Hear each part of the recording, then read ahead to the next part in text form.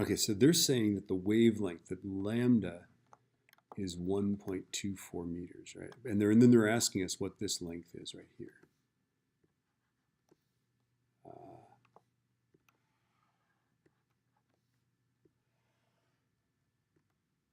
Which, of course, this isn't even a full wavelength, so this is going to be less than that, right? So let's figure this out. Let's set up our number sentence, right?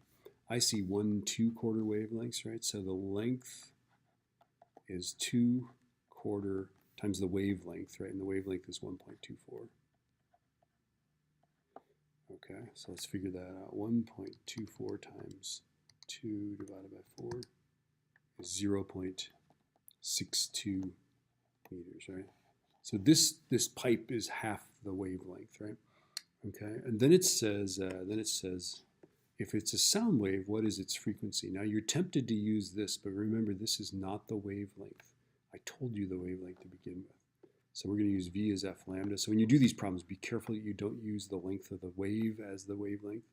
That's the waveform, not the wavelength. It's a standing wavelength. We want to use the wavelength for this, okay? So our 343 is some frequency times, and then we use the actual length of the wave, which is this. It's kind of like that trick in Simon Says, where you say, Simon says, put your hand on your hips.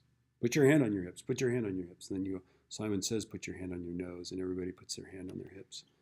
Only it's quite different, really, now that I think about it. Okay, so let's solve for this frequency. So 343 divided by 1.24.